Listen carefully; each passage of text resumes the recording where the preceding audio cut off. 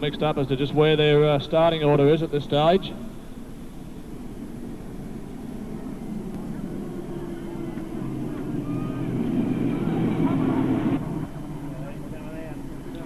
Which I thought it would be. It's a complete restart, and maybe the drivers don't realise that.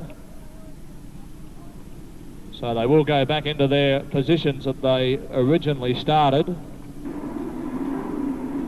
Timberlake has got himself out to a good start. A full car length in front before they came across the start line. As Timberlake into the pit corner, one car was up low. Not sure who it was. Had a bit of trouble back there. Possibly Peter Drew. No, Drew up on the outside. 6 Mark Weaver it was in fact who got into strife there. But Timberlake doing it fairly well from Steve Stewart. Then it's Cook. Then McEachran, Stagg, Peter Lowe a little further back.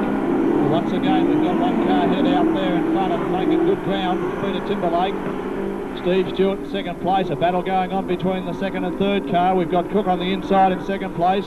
McEachran, who had a great race in his first heat just a little while ago, doing the outside of the track all the way around. Peter Logan on the inside, and Logan moved up inside McEachran to take that position. McEachran getting out just a little bit too high.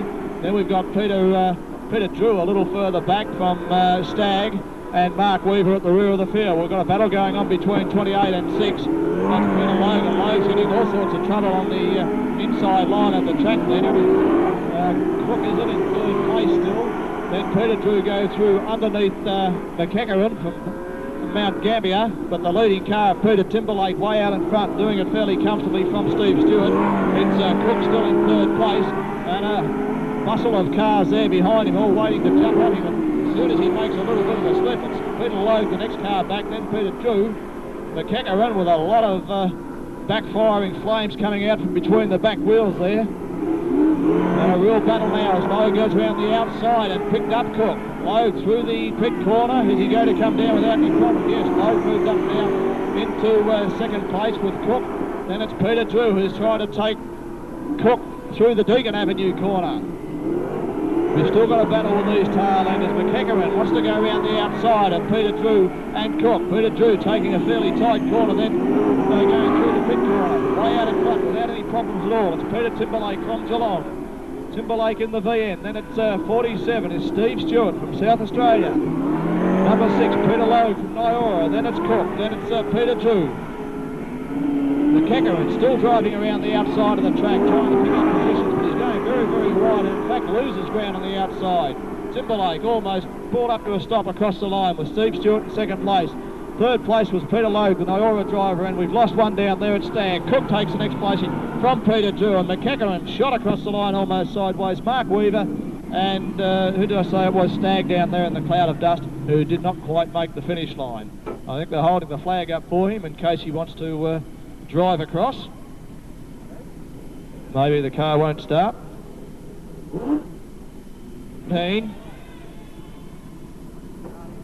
Tony Grinstead on pole position. He's going to be a little bit hard to toss. Gavin McKenzie has had to pull out through engine trouble. Greg Wilkinson, Broken Hill. We've had another lap record broken once again, but these fellows are on the way, so we'll worry about that later. Tony Grinstead, of course, got that good start, and Philip Paul right behind him in second place. Who was it in third place going around there? I missed a couple of those as they went through. Harold Brennan a little further back by the look of it, or is that him there? That's Harold Brennan, in fact, in third place, doing it fairly well. Then we've got Wilkins, then Drew, then Clark, and Ludwig a little further back. Now let's see if Harold Brennan can show the visitors that he can drive this Super Sedan round the Mildura track, and boy, he's certainly having a go back there in third place. And he's lost it. Harold, you made a fool off me again. It's Tony Grinstead still out there in first place. Somebody else off too, that was Wilkins, and the yellow light is on. Well, Harold got back on the track pretty quick.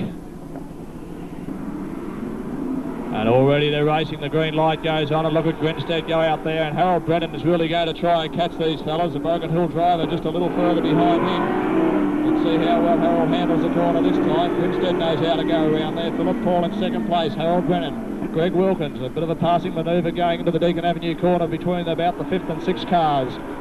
And we'll pick up those cars. One of those is Michael Clark, and Gary Drew. Well, he's a driver, I think, who's picked up a placing in every heat he's been out there in, but he's a long way back at the moment. There's no way he'll catch Grinstead and and Paul, and maybe even Brennan, the way Harold's going. Well, he's really throwing it into the Deacon Avenue corner as Harold Brennan. A couple of pairs of cars coming out of the Deacon Avenue corner now, and it's Greg Wilkins, three come through together. It's the Avalon car 19 of Gary Dew who came out in front of those two.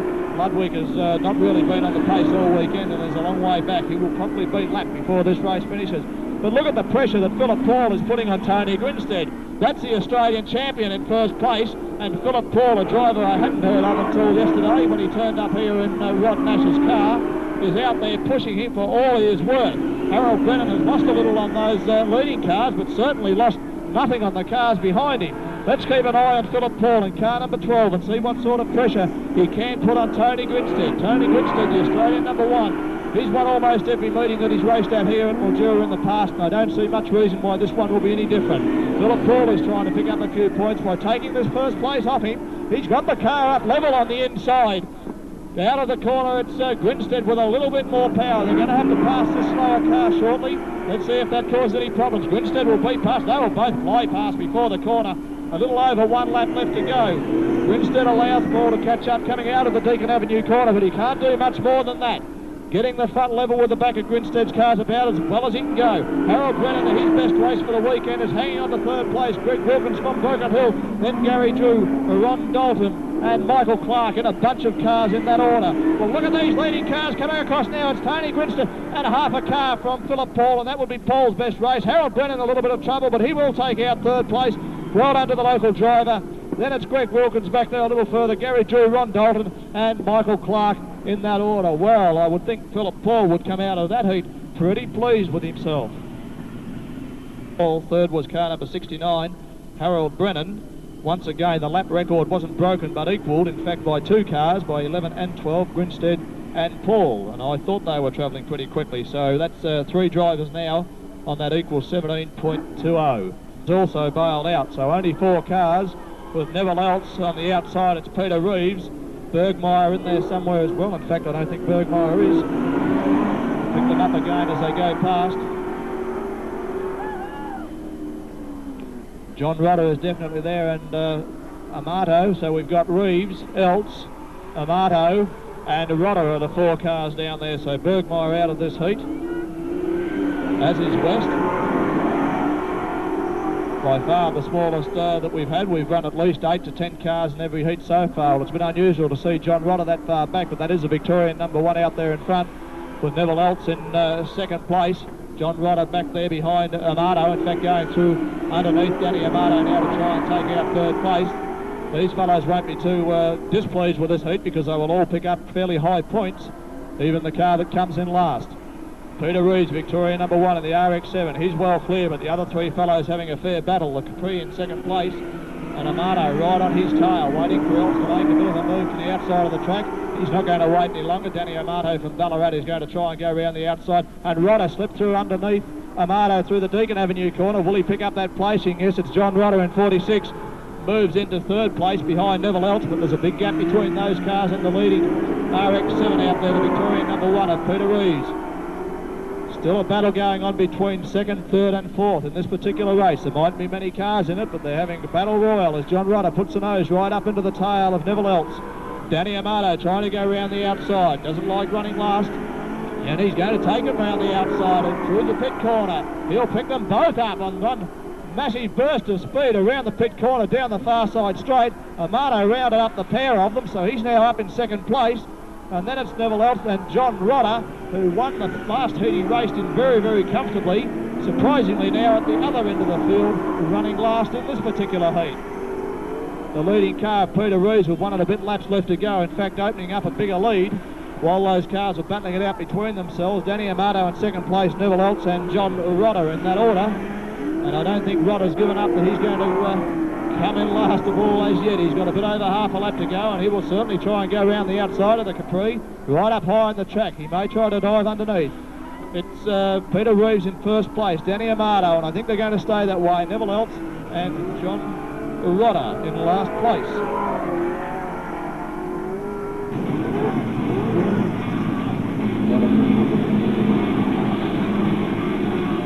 Flag is ready. We should almost be ready for a start in the Victorian Super Sedan Championship Final for 1992.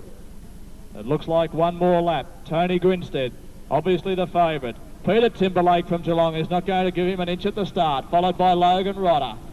Then we've got Drew and Reeves. Out of those 6 cars, we've got 6 very, very quick cars. And then a little further behind, we've got Amato, Stewart, Fendick, Weaver. You try and pick a winner. 5 laps, they are going to have to pass slower cars, which seems ridiculous saying there's going to be slower cars. But there will be, and look at them come out of the corner for a start. And it's Tony Grinstead who got the good start. Was that Peter Logue? Rodder, no, it's Timberlake. Rodder, his tail. Peter Logue a little further back. Rodder has gone out wide. Another car shooting up the inside of Rodder. Could be Amato. He's certainly one of those 2 there. The first couple of laps will take a little bit of sorting out, but it's Tony Grinstead from Ballarat, Peter Timberlake, Logue, Drew, and that's Adam Fendick, my favourite driver. He's out there already in about 5th place. Fendick doing fairly well. They've left a field of cars behind and have those leaders. Some of the tail enders are going to have a fair sort of a problem getting through the field to get up there and challenge them. Oh, and cars going all over the place out of the Deacon Avenue corner. It's Grinstead from Timberlake and Logue. Adam Fendick goes up the inside of Gary Drew from Avalon. He's picked up 4th place as Fendick. And this is the sort of driving we expect from Adam Fendick. He's now in 4th place, chasing the first 3 cars into the Deacon Avenue corner. And look at this passing manoeuvre of Timberlake on the inside of Tony Grinstead. Timberlake early in the race has taken over the lead, going through the pit corner. He's relegated Tony Grinstead, the Australian number 1, and Grinstead goes back underneath there on the far side. It's Grinstead back in front. I think we're going to see racing like this for the next 32 or 33 laps. Tony Grinstead is back in the lead with Timberlake from Geelong on his tail. Peter Logue, Adam Fendick, then Gary Drew, Danny Amato back there, Steve Stewart, John Rodder. I won't worry too much about the others because the leaders are putting on such a fantastic race for us in the final of the Victorian Super Sedan Championship. I think Timberlake's going to have another go coming out of the Deacon Avenue corner. He's got the nose in front, and I'll bet the Chief Steward's watching all this action pretty closely.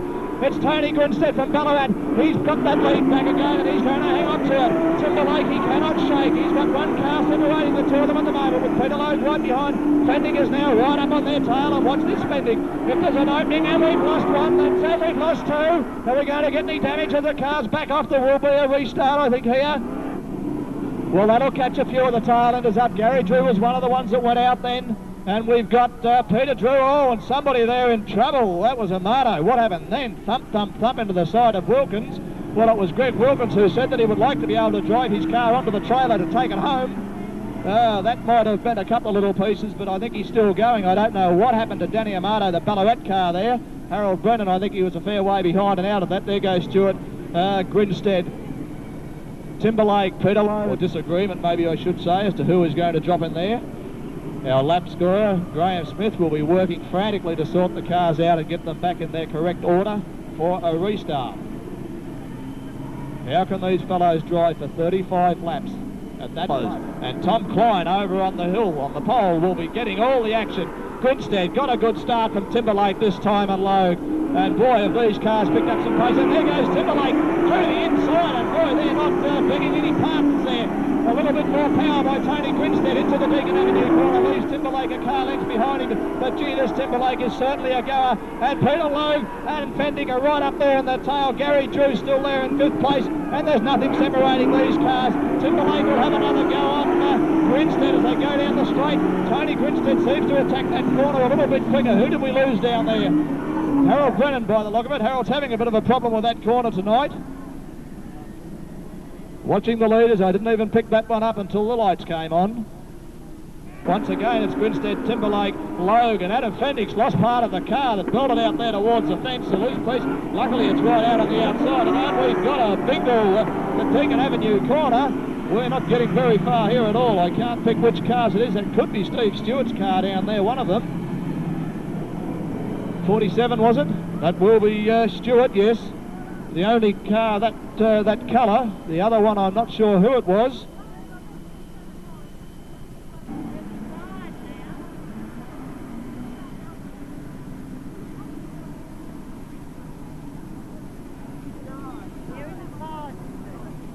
We'll try and pick up who that other car that's gone off is. But we've still got Grinstead, Timberlake, Logue, Fendick, Stewart, Rodder, Reeves, Weaver, Paul, Drew, West, Wilkins, Clark, Dalton, Cook, Elts. There's McEachran, so it certainly wasn't him. Gary Drew, I think, maybe car number 19. Yes, Gary, last man standing. Some of the Australian Championships start with 20 and end up with 5 or 6. Once again, it's Grinstead in the Camaro with a great start into the pit corner. And Timberlake right on his tail, as before. There's Fendick, he's back just a little bit behind Logan, about a car or 2 lengths separating out. We've lost another one down there on the pit corner. He can get himself off the track. 6 laps completed, 30 still to go. Righto, and the flag should go and the lights on, and Grinstead once again a great start. And look at those cars belt out of that Deacon Avenue corner in Indian file. We're starting to see some passing manoeuvres shortly. They're not pulling any punches. Fendick about to be passed by Stewart. No, he's dived back on the inside, and we've lost them again at the pit corner. And I think it could be the same too. I think it's Harold and yes, they're going to call it a day. Harold's going to call it a day, and Wilkins again. Right at the tail end of the field, the same corner. That is about the 3rd or 4th time. Harold is going to come back onto the field. It's there. Mark Weaver, Peter Drew, John Rodder, Lionel West, Michael Clark, Ron Dalton, Gary Cook, Neville Eltz, the Mount Gambier car, McEachran.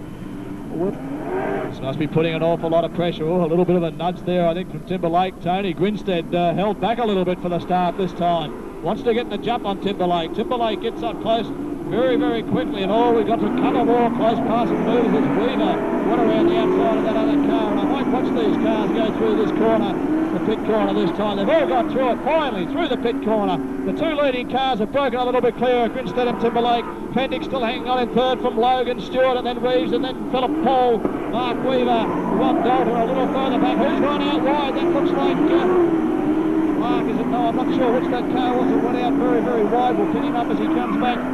Paul, number 12, Philip Paul, went out very wide. And what a battle going on between these first two and the next batch. Fendick trying to go around the outside of the car just in front of him, Peter Lowe, but in doing so almost allowed Stewart to come through underneath.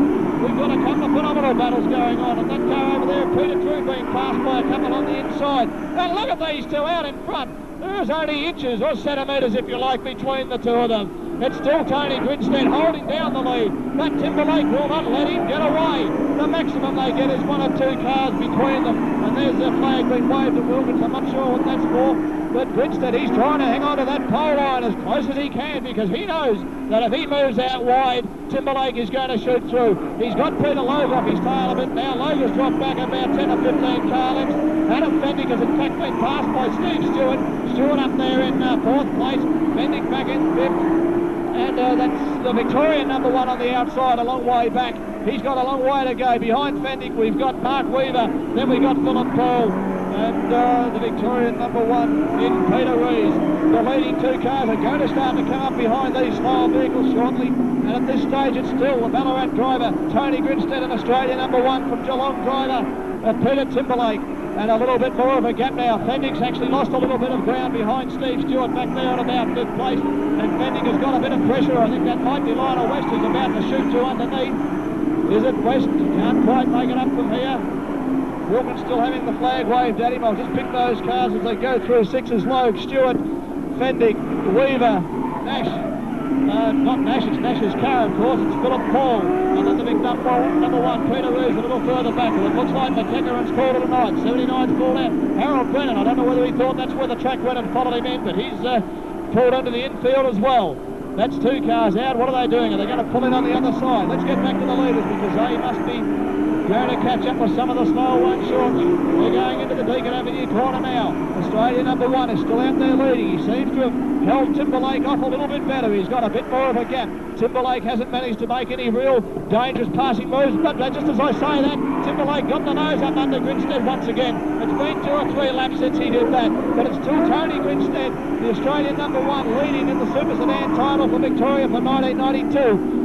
Peter Timberlake, he's trying everything to get past him. Back in 3rd place, it's Peter Logan, then Steve Stewart, then Adam Fendick, Mark Weaver, Philip Paul, Peter Rees, Lionel West, John Rodder, Ron Dalton, Peter Drew, Michael Clark, Cook, Neville Eltz, and 55. Wilkins has still been showing that flag, and by the time we got to the tail enders, the leading cars have come past once again with Tony Grinstead leading Peter Timberlake.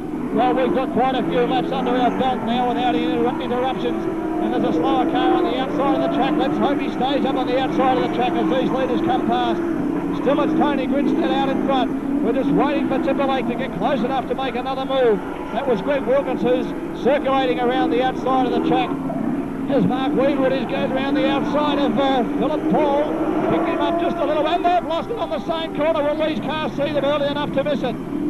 Well, this will bunch the cars up a little bit again. They're having a lot of trouble on that corner. Those two cars were having a fair battle. Who did I call? Mark Weaver and Philip Paul, I think, were the two, with the passing actions going through the pit corner. And they got tangled up just a little. Peter Drew, Michael Clark, Gary Cook, Neville Eltz, Wilkins, and at the rear of the field, Philip Paul, and I don't know that he's real happy about being back there. Going on. And we will get the green flag once again, and by gee, Timberlake is right up on Tony Grinstead that time, right on his tail as they took off, and it's still Logue, and then Stewart, and then Fendig, and who we're going to see try and make some passing manoeuvres. We'll keep an eye on the rest of the field, but Fendig is not that far behind the leaders now, as he closes up behind Steve Stewart. Oh, and Stewart going up on the inside of Logue, looking for a little bit of a sideways move from Logue to go through underneath, and Logue is hanging out fairly wide. He's got the nose in front, hey Stewart, and if he gets through, I think Fendig will go through with him. No, Peter Logue putting the foot down going into the Deacon Avenue corner, was able to hold Stewart out, so it's Peter Logue still in third place, Steve Stewart, then Adam Fendig, and those leading cars, in fact, are opening up a little bit of the lead once again. They're obviously a little bit quicker than the others. They've opened up quite a good lead. So we've got the battle going on for first and second, and once again that other car circulating around the outside of the track. It's Tony Grinstead, Timberlake, Peter Logue, Steve Stewart, Adam Fendig, Mark Weaver. And then we're a little way back, and look at the battle between Stewart and Logue. And Stewart's lost a little bit of ground, that is, I think he may even have nudged the back of Peter Logue's car. Fendig sitting there waiting for a chance to go through. They've got to be right on their tail. If one of these cars does make a mistake, it's no good being a couple of car lengths behind because you can't take advantage of it. They're all very, very quick. They're all fairly even in power. There's a little bit of luck, and there's a passing manoeuvre as John Rodder goes through underneath. I think that was Lionel West. He's moved up one position. We haven't had terribly many passes since the race got underway proper. Wilkins still circulating around the outside. Tony Grinstead, the favourite right from the start of the meeting, is still managing to hold out Peter Timberlake from Geelong. There's 3 or 4 car lengths between the two. Peter Logue trying to close up that gap with Adam Fendig a little further back. And just behind him, Steve Stewart, in there. Mark Weaver, John Rodder, who picked up a position from Lionel West. And that car circulating the outside of the track could create a problem if he's in the wrong place at the wrong time. The leading 2 cars through the Deacon Avenue corner again. And there's a fair bit of pace on there. I wouldn't mind betting the lap record goes down again. Laps to go are 10. You see on the sign. Oh, and there's bits of cars flying off everywhere as who was that went past it, Steve? That was Peter Reeves, the Victorian #1, and Ron Dalton, who flashed on the corner or coming out of the corner, and bits of fiberglass went all over the place. The leaders haven't changed. In fact, the first 4, 5, 6 positions haven't changed. And look at West, Lionel West, trying to get past John Rodder. He's got the nose right up inside. They're a long way back in the field, but they're still racing as if they were out in front. Rodder manages to hang on. Leading car still not changed. It's still Tony Grinstead for Peter Timberlake. Peter Logue, Steve Stewart, Adam Fendig, Mark Weaver, John Rodder, Lionel West, Peter Reeves with half his car missing, Dalton, Drew, Clark, Cook, Eltz. And at the rear of the field where he was put before is Philip Paul. Well, I think Grinstead seems to have it all in his taking now unless something goes wrong. Timberlake hasn't been able to get up and make a real challenge for that first position for quite some time now. In fact, he's opened up a good little lead there of 4 or 5 car lengths. If he can keep him that far out, he can afford to make just that little bit of a mistake and get away with it. The way the racing was earlier, he couldn't do it. And look at Stewart coming up on the inside of Peter Logue. He can get the nose up beside him, but can't pick up the position. Where did Fendig come from? We lost Fendig somewhere. I didn't see it, so he's dropped himself a couple of positions. Took a shortcut. That's put Fendig probably out of contention for any chance. He's back behind Lionel West now as the leading cars go past. We've got a real battle for 3rd and 4th place here between Peter Logue and Steve Stewart from Adelaide. So the main battles are 1st and 2nd. and then third and fourth. The other cars in the minor placings are all pretty much out of it now. They've spread themselves out a fair way. I think Tony Grinstead is going to continue on to take out the title for 1992. Can't be too many laps left to go. Peter Timberlake, what a fantastic effort, but not quite able to get past. In fact, he did pass Grinstead very early in the race in the first couple of laps, only to be retaken again by Grinstead. It looks like Peter Drew was pulled out of the race as well on the far side. Tony Grinstead still leading from Peter Timberlake, and we've still got this battle going between Stewart and Peter Logue, and Stewart cannot quite make it. He can get up level as they come out of the Deacon Avenue corner past the broadcast box, but then Logue has that extra power to get out of his way and take the lead again. Let's have a look at how they come out of the corner this time. Oh, Stewart definitely comes out of that corner much quicker than Peter Logue, but he can't maintain it to go into the next corner in the same position. So Stewart will follow Logue. Now we've got some interest. Oh, right up the tail of Philip Paul. This will make it interesting. 1 lap left to go, and that's